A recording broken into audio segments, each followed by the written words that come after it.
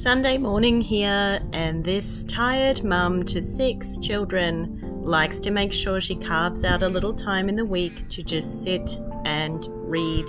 At the moment, I'm stuck into some Australian indie literature. If you're into that, check out Linda Coburn's novels, set in Tasmania and all about community togetherness in the aftermath of challenges. So I'm going to start my day with a couple of fried eggs, use up these avocados, and let's see what happens next.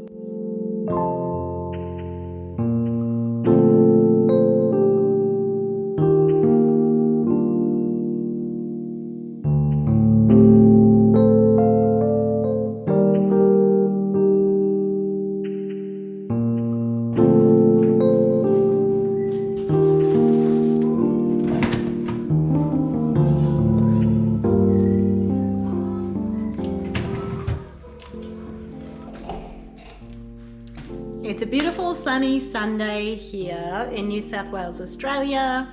It's starting to feel a little bit like spring. The sun has got some real bite in it. It's beautiful and warm outside. All my kids are outside playing. It is 11, kind of late to be thinking about lunch, but it's Sunday. On Sunday, I like to just take a real slow morning. This morning, I got stuck into a really good book that I'm enjoying at the moment, and now, before I know it, it's 11, I have to think about lunch. So, I thought we would have a go with this fancy pants chook, see how it turns out. This is over 2 kilos, it's a big chook. I'm going to roast it just with some, butter, seasonings, all that typical stuff. I'm also going to put together a gravy, which is actually based in veggies, and then the veggies are roasted in the chicken juices, and I'm going to blitz it up after and serve that as a gravy over the chook. I think I'm gonna get around to a tray of roast potatoes as well, and then I'm probably going to leave it at that. Chicken, gravy, roast potatoes, I feel like that's enough. Tonight, I might, have a green smoothie, cut the kids up some fresh fruit and veggies, stuff like that. I find that if I'm making a roast and I find myself caught into doing, 3, 4, 5 different dishes, including veggies and things like that, I'm just gonna get burnt out. But I can make my family some real good food here, keep it super simple, but I'd better get into it. It's already 11. It's going to be a late lunch.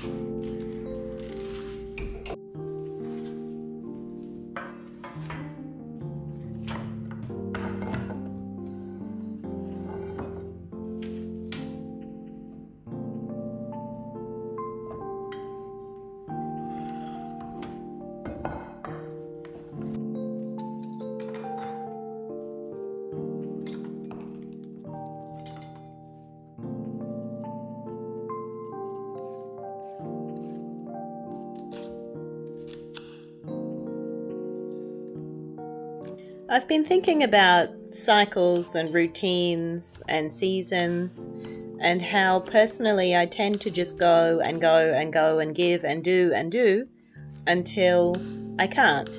And then I'll have days where I feel like I just can't do the things at all. And then I tend to feel really guilty about that, even though it makes absolutely no sense, because humans are not robots and we're not designed to work 24/7. We're not designed to work 7 days a week. We're not designed to have broken night's sleep caring for babies and then be on our feet all day. We're just not made that way. We are actually made to have rest, regular, intermittent rest, and allow ourselves to recover emotionally, mentally, physically. So I'm trying to be more strict with myself in the terms of ensuring that 1 day a week is super restful, and just following my own lead on how I feel like I want that day to look. If it's staying in pajamas all day and letting the kids watch TV, yeah. If it's going to the playground and just letting go of all the home duties, yeah. Whatever I feel like I really need and the family would benefit from, I just want to make sure that that rest is built into every week so that I can really relieve and alleviate some of my guilt over taking rest, because there is no need to feel that way. And I don't even know why I feel that way, other than we do seem to live in a real hustle culture where even if you're not working for money because you're working inside your home and you're caring for your family or you're doing whatever your tasks may be, you can still feel as though if you're not doing it all the time, you're doing it wrong. And that is just a culture that I completely disagree with. So I want to make sure I am actively disengaging from it and modeling healthy rest for my kids and just caring for myself in that way.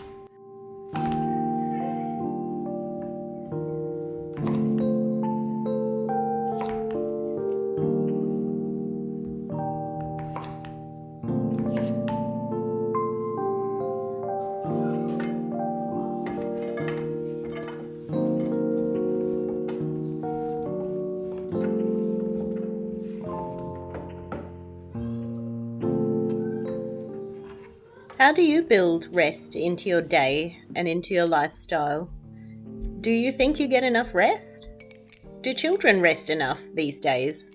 I feel like the routine of an afternoon rest or an afternoon nap kind of has faded as we've increased expectations upon childhood, extra activities, and just extra busyness on our little people.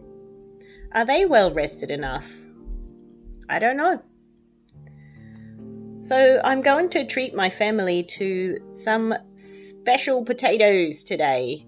We actually call these in our family, we call these Bugsies because we used to live close to a takeaway shop called Bugsies.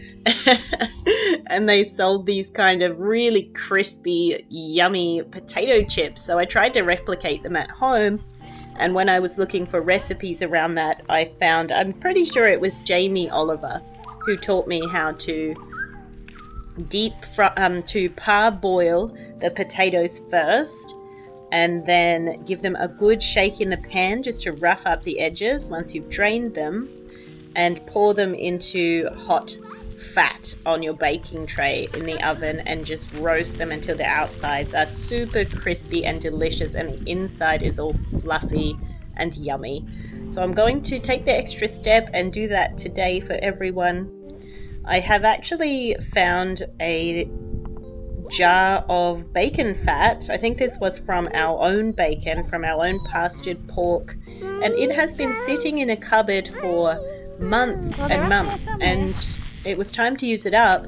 But gee, I love that this fat is so shelf stable. It had just sat there and was just as perfect as the day that I saved it from cooking. So yeah, what an amazing way to have a shelf stable storage. I am so happy that the weather has been kind lately, kind enough to get out and go for a walk and enjoy it with my little people. While I definitely enjoy going for a long walk by myself or with children who can keep up at my adult pace, I also like to take my little ones for a stroll in the pram as well and just slow down a little bit and do all that nature walk stuff that was so much easier to do with my oldest children when it was just one or two kids and I could really focus on them and talk to them and just show them things. I do have to separate my brood a bit to be able to focus on my younger and middle kids and make sure that I can truly connect with them and show them the things that I really want to. Otherwise, I find as a large family mum, I just get caught up in the needs of the people who express them the strongest, and that can tend to be the older kids. So it is lovely to take my baby for a stroll in the pram. We were searching for cockatoos in the big gum tree there because, of course, you always hear cockatoos before you see them. And it is lovely to have the black cockatoos visiting. It's wonderful to really watch seasonal bird life on a property and see how things change. Now that we're in a real hungry spot between winter and spring, we've got so many parrots feeding on the grass seeds on the grounds, which is beautiful to watch. And also currawongs have moved in.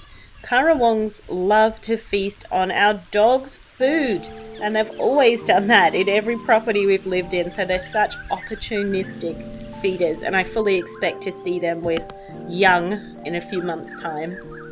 After our morning rest, though, some rain settled in, which is equally as wonderful because we really truly need that rain right now. You can probably see how dry the paddocks are looking.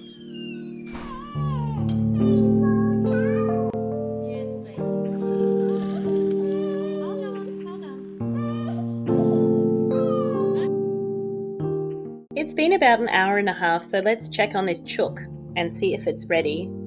Now what I'm going to do is just move the chicken onto a separate plate, so I can get it ready for carving and serving. Then I'm going to drain off all of these chicken juices, these pan juices, with the vegetables that I've roasted under it. Just going to pop that into a Pyrex, maybe add a little more water if I feel that it needs it. It won't need salt, pepper, seasonings because all of those have been roasted into those veggies. Then I'm going to blitz it up until it is totally smooth and really, really delicious. This is the way that we have served gravy to our family their whole life. So our kids don't really know a different kind of gravy. And I love serving this to them because, kids can be fussy with veggies. But if I'm giving them pureed veggies in this way and they don't recognize it and they don't know it, that's totally fine. It's still boosting up the diversity of their gut bacteria. It's still helping them to understand that veggies are delicious and these flavors can be so good together.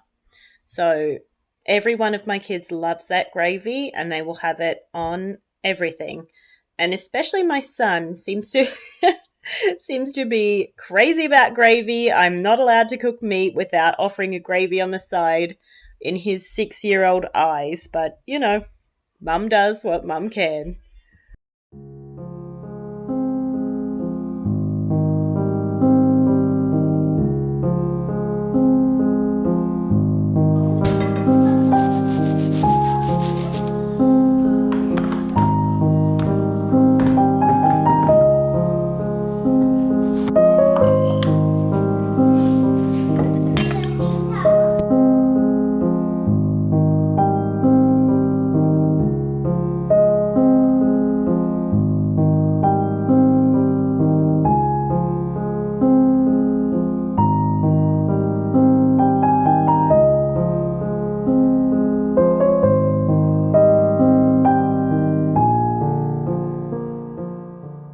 So making my family wait until almost, I think it was probably 1:30, between 1:30 and 2 when we ate.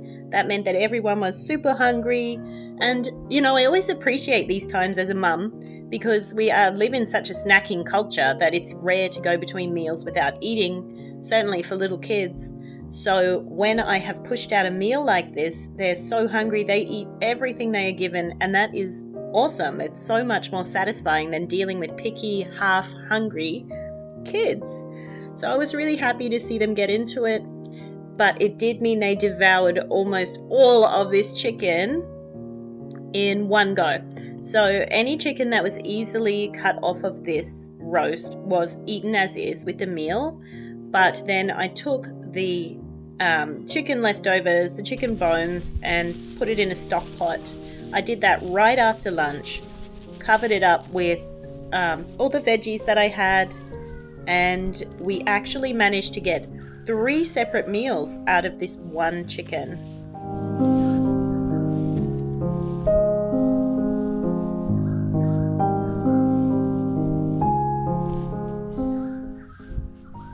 Fireweed has been spreading throughout our property. It's in the pasture, it's creeping up towards the house, so anytime that the weather is manageable and I'm outside, I will just grab a few handfuls of fireweed. I'm just building up a big pile so that I can get it out of the ground. It is poisonous to livestock, so I really need to put some effort into pulling that out. Thankfully, my kids love to do that with me, so I'll just round up a few willing helpers and we go out into the pasture and just pick as much as we can. So this is the stock that I'm getting going. This is meal. number 2. Well, actually, I use this stock is going to be the base of meal number 2, which we actually had for dinner that night. So I got the stock going by 2:30. And then in the evening, I just chopped up some more veggies, put some rice, and took any of the chicken scraps off the bones that I could from the stock pot. I'm stirring all of this up with some paprika, some garlic, some onion, and lots of beautiful chicken broth. I just let that simmer down for about 20 minutes and it turned into this hearty chicken and rice soup/stew. I was very impressed with the flavor. It was actually really delicious. We used some fresh corn off the cob that we had, some celery, just whatever was in the fridge. And I am topping mine off with some cayenne pepper because I love a spicy kick. Now, most of the family had some buttered sourdough with this, and it was a really satisfying supper dish. I was still left with around 2 liters of amazing chicken broth. Thanks for joining me today. If you have enjoyed this content, please feel free to like, comment, or subscribe. See you next time. Bye.